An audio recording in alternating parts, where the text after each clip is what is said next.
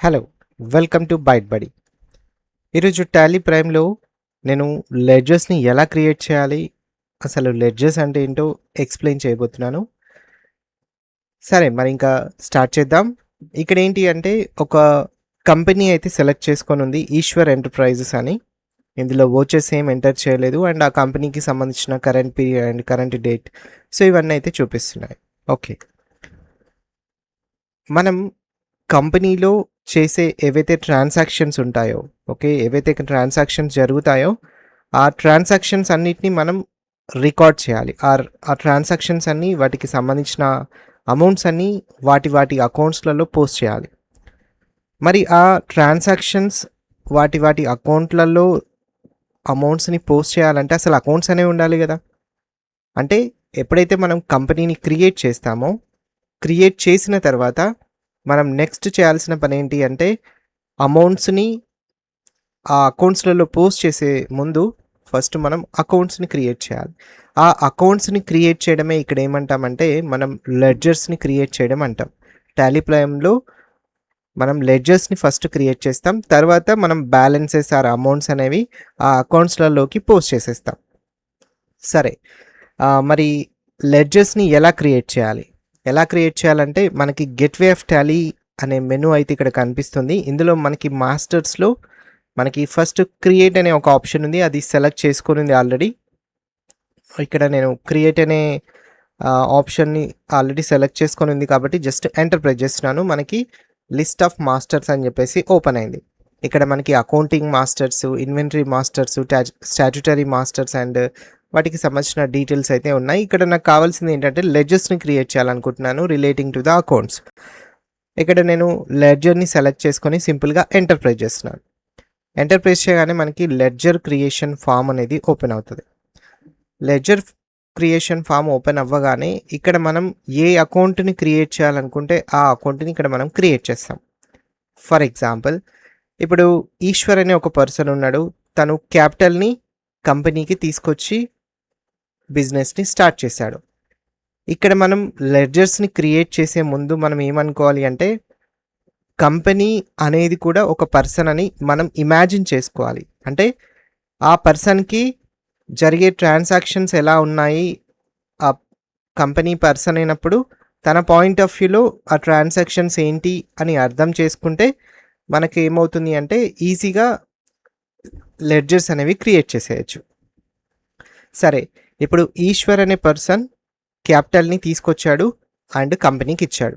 Okay, so company కూడా ఒక పర్సనే కదా. ఓకే, సో ఇప్పుడు కంపెనీలోనే మనం అకౌంట్స్ అనేవి క్రియేట్ చేస్తున్నాం కాబట్టి ఇప్పుడు నేను ఏం చేస్తానంటే కంపెనీలో మనకు ఇక్కడ ఈశ్వర్ క్యాపిటల్ అకౌంట్ అనేది క్రియేట్ చేస్తున్నాను. ఓకే, ఈ క్యాపిటల్ అకౌంట్ అనేది కంపెనీకి ఏమవుతుంది, ఇప్పుడు ఈశ్వర్ డబ్బులు తీసుకొచ్చి కంపెనీకి ఇచ్చాడు కాబట్టి కంపెనీ మళ్ళీ తిరిగి ఈశ్వర్కి డబ్బులు ఇవ్వాలి. అంటే ఇప్పుడు ఈశ్వర్ నుంచి కంపెనీ అప్పుగా డబ్బు తీసుకున్నట్టే. ఓకే, ఇదేమవుతుందంటే కంపెనీకి లయబిలిటీ అవుతుంది. ఓకే, కంపెనీకి అప్పు ఆర్ లయబిలిటీ అనేది అవుతుంది అనమాట. సో ఇక్కడ మనకేంటి అంటే మనకి ఎప్పుడైతే మనం ఎంటర్ ప్రెస్ చేస్తామో ఇక్కడ బ్యాక్ స్పేస్ ఇస్తున్నాను, ఇక్కడ అలియాస్ కూడా ఉంటుంది, మనం కావాలనుకుంటే ఎంటర్ చేసుకోవచ్చు, లేదంటే స్కిప్ చేయండి. ఎంటర్ ప్రెస్ చేస్తే మళ్ళీ నెక్స్ట్ ఇక్కడ అండర్ అనే ఇక్కడ ఫీల్డ్ ఉంది. సో ఇక్కడ మనకి అండర్ గ్రూప్స్ అనేవి చాలా చాలా ఇంపార్టెంట్.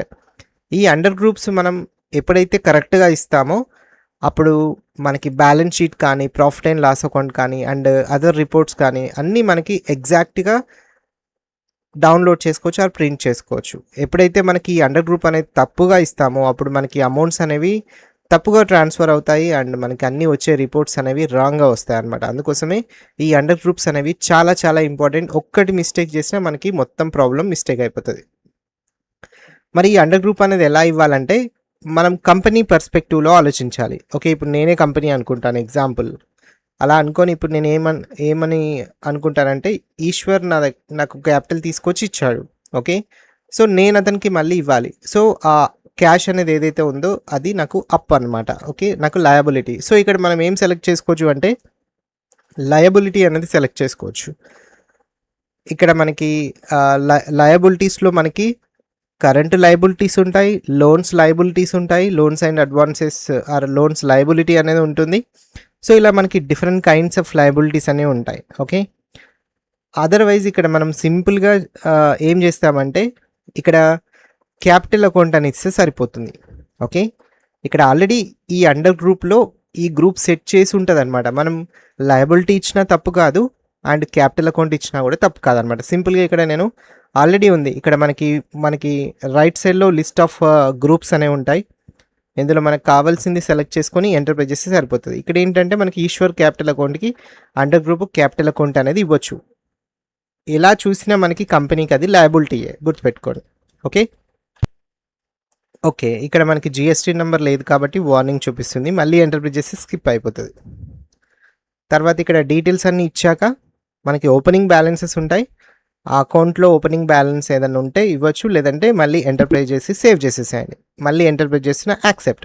సో ఇలా నేను ఒక లెడ్జర్ అనేది క్రియేట్ చేశాను. అంటే మనం కంపెనీలో జరిగే ప్రతి ఒక్క ట్రాన్సాక్షన్లో 2 అకౌంట్స్ ఉంటాయి. ఓకే, మనం డబుల్ ఎంట్రీ సిస్టమ్ యూజ్ చేస్తున్నాం కాబట్టి మనకి ఒకటి డెబిట్ అకౌంట్ ఉంటుంది, ఒకటి క్రెడిట్ అకౌంట్ ఉంటుంది. ఆ 2 అకౌంట్స్ని మనం ఇక్కడ క్రియేట్ చేయాలి. ఇప్పుడు ఈశ్వర్ క్యాపిటల్ తీసుకొచ్చి కంపెనీకి ఇచ్చాడు. ఎలా ఇచ్చాడు? క్యాష్ రూపంలో ఇచ్చాడు ఫర్ ఎగ్జాంపుల్. అప్పుడు ఇక్కడ ఏంటంటే మరి క్యాష్ అకౌంట్ అనేది కూడా క్రియేట్ చేయాలి కదా, డెఫినెట్గా క్రియేట్ చేయాలి. ఓకే, నేను ఇలా ఇచ్చాను, సింపుల్గా ఎంటర్ప్రైజ్ చేస్తున్నా. ఎంటర్ప్రైజ్ చేయగానే ఇక్కడ మనకి ఎర్రర్ వస్తుంది చూడండి.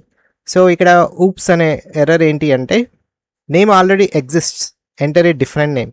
అంటే ఇది ఒక కొత్త కంపెనీ నేను క్రియేట్ చేశాను. ఒక కంపెనీని క్రియేట్ చేసినప్పుడు టాలీ ప్రైమ్లో మనకి డిఫాల్ట్గా cash account and profit and loss accounts, ఈ 2 అకౌంట్స్ క్రియేట్ అయిపోతాయి అన్నమాట. కంపెనీని క్రియేట్ చేయగానే అందులో మనం అకౌంట్స్ అనేవి ఉంటాయి. మనం మళ్ళీ క్రియేట్ చేయాల్సిన అవసరం లేదు. ఒక అకౌంట్ అనేది ఒకేసారి క్రియేట్ చేయాలి.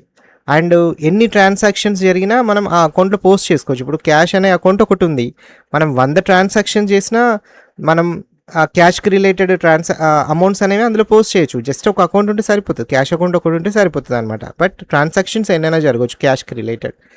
మొత్తానికి ఏంటంటే ఒక అకౌంట్ ఉండాలి. సో ఇక్కడ మనకి ఆల్రెడీ క్యాష్ అకౌంట్ ఉంది కాబట్టి ఇంకా మళ్ళీ అవసరం లేదనమాట. ఒకవేళ మీరు పేరు మార్చి ఇచ్చారనుకోండి, ఇలా ఇచ్చాను, నాకు అందులో ఏ పేరుతో ఉందనేది నాకు తెలియదు, నేను ఇలా డిఫరెంట్గా రాశాను. ఇలా రాస్తే అది యాక్సెప్ట్ చేస్తుంది, మనం మళ్ళీ ఇంకో క్యాష్ అకౌంట్ని క్రియేట్ చేయొచ్చు. బట్ ఎప్పుడు అయినా సరే ఇలా మనం క్యాష్ అకౌంట్ని క్రియేట్ చేసిన తర్వాత మనం ఈ అకౌంట్ని ఎప్పుడు యూజ్ చేయొద్దు. ఓకే, అప్పుడు మనకి ఇబ్బంది అవుతుంది అనమాట. ఓకే, అందుకోసమే అక్కడ మనకి ఇవ్వద్దు. ఒకవేళ మనం క్రియేట్ చేస్తే ఇక్కడ అప్పుడు మనం ఏమి ఇవ్వాలంటే క్యాష్ ఇన్ హ్యాండ్ అనే ఒక ఆప్షన్ ఉంటుంది. సో క్యాష్ ఇన్ హ్యాండ్ అనేది ఇవ్వచ్చు. ఓకే, సో ఇప్పుడు ఆల్రెడీ మనకి అకౌంట్ అనేది ఉంది కాబట్టి మనం మళ్ళీ క్రియేట్ చేయాల్సిన అవసరం లేదు. ఓకే, సో అది మనకి లయబిలిటీస్ అనేవి ఉంటాయి. ఓకే, సో లయబిలిటీస్లో మనకి ఇప్పటివరకు మనం కరెంట్ లయబిలిటీ, అంటే మనం లయబిలిటీ కాకుండా నేను ఏం చేశాను, సింపుల్గా క్యాపిటల్ అకౌంటే సెలెక్ట్ చేసుకున్నాను. ఒకవేళ మీరు ఒక బ్యాంక్ అకౌంట్ ఉందనుకోండి మీ దగ్గర, అంటే కంపెనీలో నేను ఒక బ్యాంక్ అకౌంట్ ఓపెన్ చేశాను. ఓకే, సో దీనికి అండర్ గ్రూప్ ఏమై ఉంటుంది? సో దీనికి అండర్ గ్రూప్ ఏమి ఇస్తామంటే మనకి యాక్చువల్గా నాకు అకౌంట్ ఉంది. ఓకే, కంపెనీలో ఒక అకౌంట్ ఉంది. కంపెనీకి ఆ అకౌంట్ ఏమవుతుంది అంటే అకౌంట్లో డబ్బులు ఉంటాయి, అంటే అది ఆస్తే కదా, కంపెనీకి అసెటే అవుతుంది. అప్పుడు అసెట్లో మనకి 2 రకాల అసెట్స్ ఉంటాయి. ఒకటి ఫిక్స్డ్ అసెట్ ఉంటుంది, రెండోది కరెంట్ అసెట్ ఉంటుంది. ఇప్పుడు ఇది మనకి దేనికి సంబంధించిందంటే కరెంట్ అసెట్కి సంబంధించింది.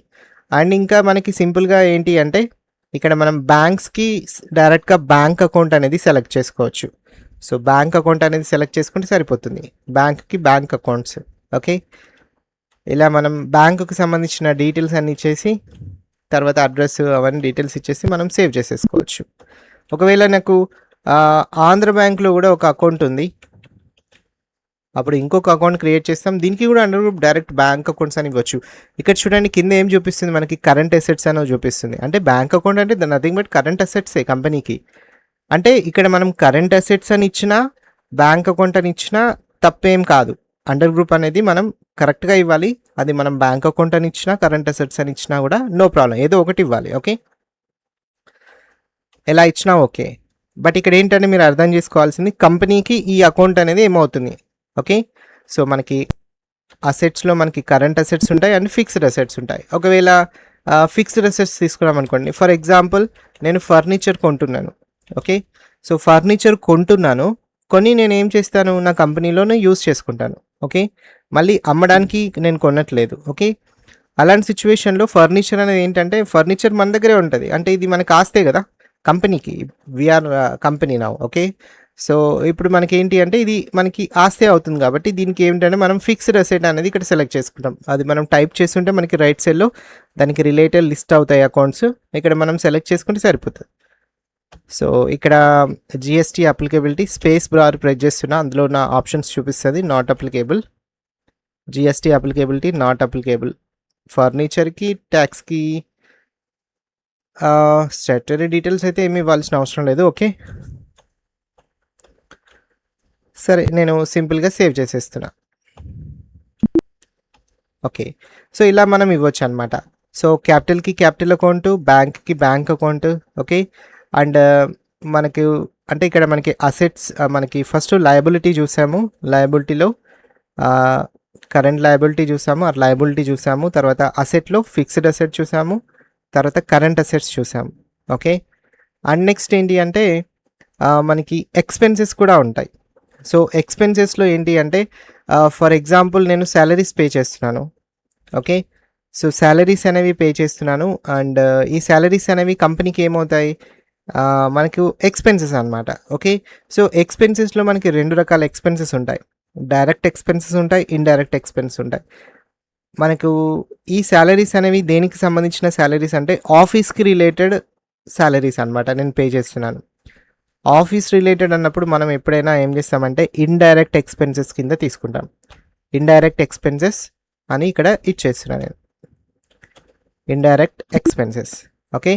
ఒకవేళ నేను వేజెస్ పే చేస్తున్నాను, వేజెస్ అనేవి కూడా కంపెనీకి ఏంటంటే ఎక్స్పెన్సెసే.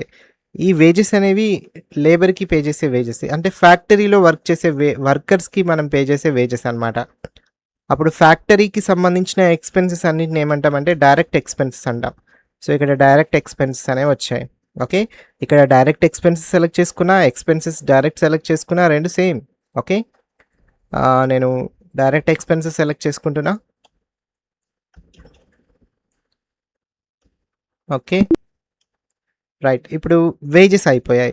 నెక్స్ట్ ఐ మీన్ ఎక్స్పెన్సెస్ అయిపోయాయి. ఓకే. ఎక్స్పెన్సెస్ అయిపోయాయి. నెక్స్ట్ ఒకవేళ ఇన్కమ్స్ ఉన్నాయనుకోండి. ఫర్ ఎగ్జాంపుల్ నాకు డిస్కౌంట్ వచ్చింది. సో డిస్కౌంట్ వచ్చింది కాబట్టి డిస్కౌంట్ రిసీవ్డ్ అకౌంట్ అని నేను అకౌంట్ క్రియేట్ చేసుకుంటాను. సో నాకు వచ్చింది కదా క్యాష్, అంటే నాకు వస్తుంది కాబట్టి ఇన్కమ్ అనమాట. ఆ ఇన్కంలో కూడా మనకి డైరెక్ట్ ఇన్కమ్ ఉంటుంది, ఇండైరెక్ట్ ఇన్కమ్ ఉంటుంది, సేమ్ ఎక్స్పెన్సెస్ లానే.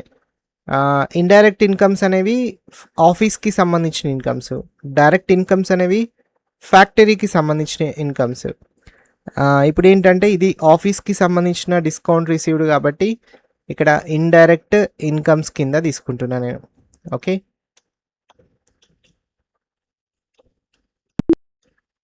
తర్వాత apprentice, for example premium, apprentice premium అనేది సంథింగ్ ఒక అకౌంట్ ఉంది. సో ఇక్కడ ఏంటంటే నాకు ఇన్కమే, ఇది కూడా ప్రీమియం నాకు వస్తుంది ఇన్కమే, కాకపోతే ఇది ఫ్యాక్టరీకి రిలేటెడ్ కాబట్టి ఇక్కడ నేను ఏమని ఇస్తానంటే డైరెక్ట్ ఇన్కమ్స్ అనేవి ఇస్తాను. So direct incomes. Okay.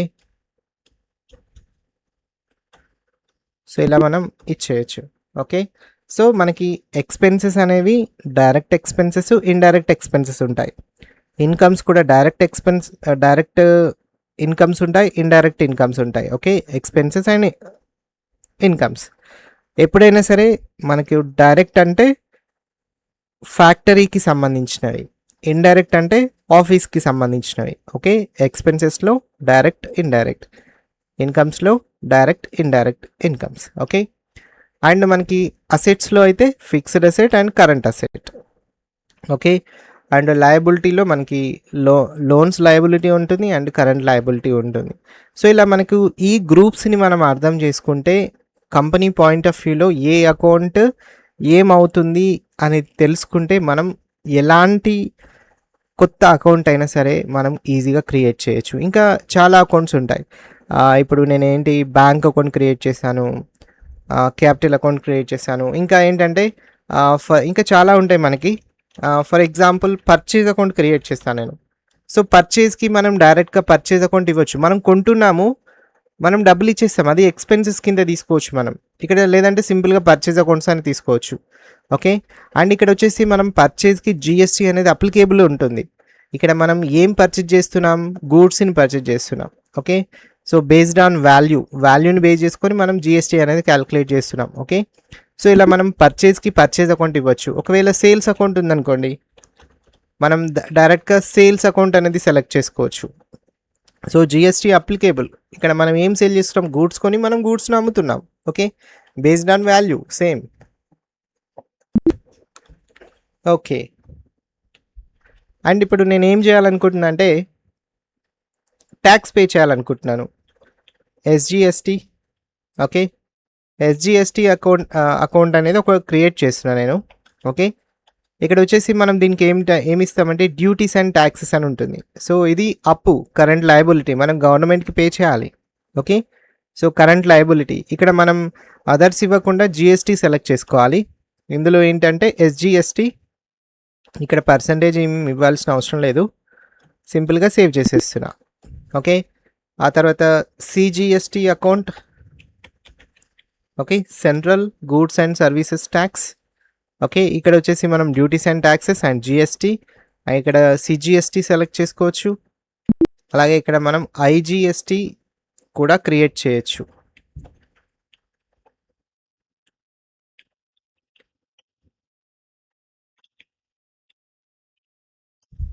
So this is integrated. Okay, goods and services tax. Okay, so ఇలా మనం ఏ అకౌంట్స్ కావాలనుకుంటే ఆ అకౌంట్స్ అనేవి క్రియేట్ చేయొచ్చు. ఫర్ ఎగ్జాంపుల్ ఒక ఎక్స్ అనే అకౌంట్ ఉంది. ఓకే, అతనికి మనం పే చేస్తున్నాం. ఓకే, అతనికి మనం డబ్బులు ఇవ్వాలి. సో అతనికి మనం డబ్బులు ఇవ్వాలంటే అతను మనకి ఏమవుతాడు అంటే సన్రీ క్రెడిటార్ అవుతాడు. ఓకే, అది కూడా మనకు అప్పే కదా, ఒక రైట్ లయబిలిటీ అవుతుంది, కరెంట్ లయబిలిటీ. సో అతనికి సంబంధించిన డీటెయిల్స్ అన్ని ఇక్కడ ఇవ్వచ్చు. లేదంటే ఒక వై అనే పర్సన్ ఉన్నాడు, తను మనకి డబ్బులు ఇవ్వాలి. అప్పుడు ఏంటి, అతను ఖచ్చితంగా మనకి సన్రీ డెబిటారే అవుతాడు. అది మనకి ఆస్తి అనమాట. ఆ అకౌంట్ అనేది మనకి ఆస్తి, ఎందుకంటే అతను డబ్బులు ఇస్తాడు, మనం అకౌంట్లో రాసుకుంటాం. ఓకే, సో ఇలా మనం వేరియస్ అకౌంట్స్ అనేవి క్రియేట్ చేయొచ్చు. ఇక్కడ ఏంటి అంటే సింపుల్గా ఇక్కడ ఏవైతే అకౌంట్స్ ఉన్నాయో అవన్నిటికీ రిలేటెడ్, ఈ అండర్ గ్రూప్స్ అన్నిటికీ రిలేటెడ్ అకౌంట్స్ అయితే క్రియేట్ చేయొచ్చు. ఇప్పుడు నేనైతే కొన్ని అకౌంట్స్ని క్రియేట్ చేశాను, అండ్ ముందు ఇంకా డిఫరెంట్ అకౌంట్స్ అనేవి అండ్ వాటికి సంబంధించిన అండర్ గ్రూప్స్ అనేవి క్రియేట్ చేస్తాను డిఫరెంట్ ప్రాబ్లమ్స్లలో. ఇప్పుడు మీకు అర్థమైనాయి అనుకుంటున్నాను. ఇప్పుడు ఇందులో నుంచి మనం బ్యాక్ రావాలంటే సింపుల్గా ఎస్కేప్ ప్రెస్ చేస్తే మనకి లెడ్జర్ క్రియేషన్ ఫామ్ నుంచి ఎస్కేప్ అవుతాము. ఓకే, అండ్ మళ్ళీ నేను ఎస్కేప్ ప్రెస్ చేస్తున్నాను. ఇక్కడ గెట్ వే ఆఫ్ టాలీ అనే మెనూకి వచ్చానమాట.